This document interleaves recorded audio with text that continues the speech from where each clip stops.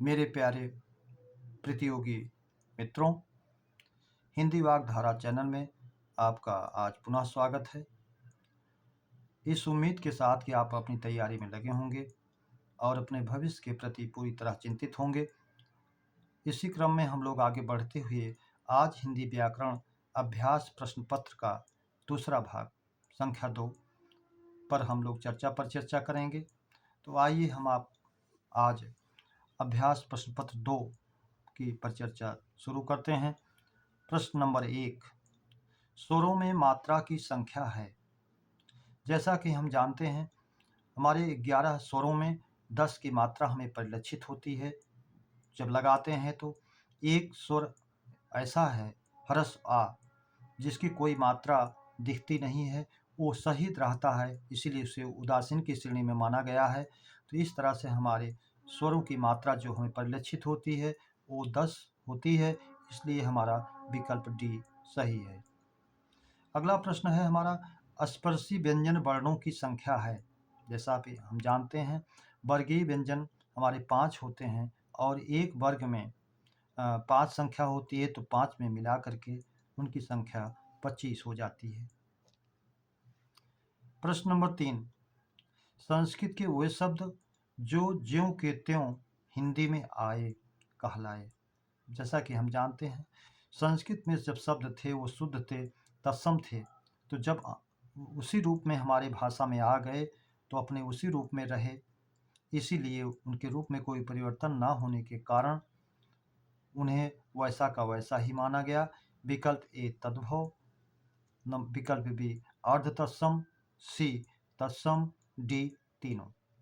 ऐसा नहीं, तो शुद्ध शब्द होने के कारण, उसी रूप में होने के कारण उन्हें तत्सम शब्द माना जाता है। प्रश्न नंबर 4, हिंदी की आदि जननी है। सबसे पहली उत्पत्ति हम जानते हैं, विश्व की सबसे प्राचीन भाषा हमारी संस्कृत है और वहीं से इसकी शुरुआत हुई, जो रूप बदलते बदलते अपना हिंदी के रूप में आई। इसलिए आदि जननी की बात जब की जाए तो हम उसे संस्कृत ही मानेंगे। विकल्प सी। प्रश्न नंबर 5, मोती का तत्सम है। विकल्प ए मुक्ता, विकल्प बी मौक्तिक, विकल्प सी दोनों, विकल्प डी कोई नहीं। तो जैसा हम जानते हैं, मोती का तत्सम मौक्तिक और मुक्ता दोनों होता है, इसलिए हम विकल्प सी को माने, जिसमें दोनों बताया गया है। अगला प्रश्न है प्रश्न नंबर 6, आंवला और नींबू का तत्सम है। विकल्प ए आंवला और नींब। आंवला कोई सार्थक नहीं शब्द बना तत्सम का, नींब जो है नीम का तत्सम होता है। बी आंवलक और नींबक। जैसा हम जानते हैं, हमारा तत्सम आंवला का आंवलक और नींबू का नींबक होता है, तो बी हमारा विकल्प सही हो जाता है। सी दोनों ऐसा नहीं है, डी कोई नहीं, कोई मतलब नहीं। प्रश्न नंबर 7, युद्ध करने की इच्छा वाला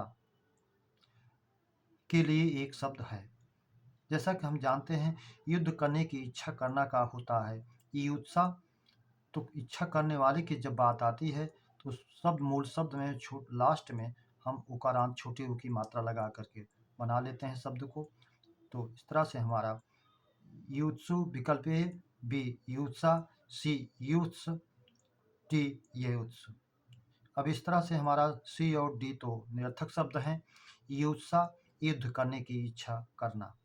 विकल्प ए कहता है युत्सु युद्ध करने की इच्छा करने वाला। युत्सु कौरवों का सवा भाई भी था और युद्ध करने की इच्छा करने वाला का विकल्प ये ही सही होगा, इसलिए ये हमारा सही है। प्रश्न नंबर 8, द्वीप पर्याय है। जैसा कि अपने मूल शब्द से स्पष्ट है कि द्वि 2 बार पान करने वाला, जो 2 बार में पान करता है, पीता है, वो द्वीप है। हाथी एक बार सूंड में अपने पानी लेता है, फिर उसको मुंह में डालता है, 2 बार में पान करने के कारण उसे द्वीप कहा गया। तो विकल्प ए सर्प कहता है, विकल्प बी कुंजर, विकल्प सी कंजर, विकल्प डी सुप। तो सर्प से इसका कोई मतलब नहीं है। डी बी जो कुंजर का पर्याय, हाथी का पर्याय है, इसलिए बी को ही हम मानेंगे। सी कंजर है, संस्कृति में कुंजर और कंजर पूछा जाता है, तो कुंजर माने हाथी और कंजर माने नीच व्यक्ति। डी सुख तोते का पर्याय है, इसलिए हमारा बी विकल्प सही है। प्रश्न नंबर 9, क्षुद्र का विलोम है। क्षुद्र स्वयं में छोटा का तत्सम है।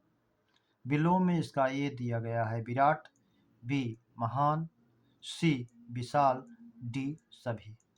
तो ये हमारे तीनों विकल्प इसके विलोम हैं, विराट, महान और विशाल, इसलिए डी विकल्प को हम सही माने। प्रश्न नंबर 10, आकाश का विलोम होगा।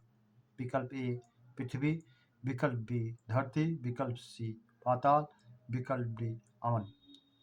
तो विकल्प ए पृथ्वी, बी धरती और डी ये तो पृथ्वी के पर्याय हैं, लेकिन आकाश का विलोम हमारा पाताल, सी सही होगा। प्रश्न उठता है कि आकाश के बाद तो पृथ्वी पहले पड़ती है, उसे क्यों नहीं माना गया? तो हमारा व्याकरण कहता है कि विलोम में जो सबसे अधिक दूरी हो उसे ही हमें सही विकल्प के रूप माना जाए। तो आकाश से पाताल की दूरी अधिक है, इसलिए हम पाताल को ही सही मानेंगे।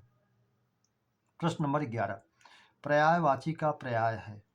जैसा किसी पिछली परीक्षा आरओ में पूछा गया था, ए समानार्थक, बी प्रतिशब्द, सी दोनों, डी प्रतिलोम।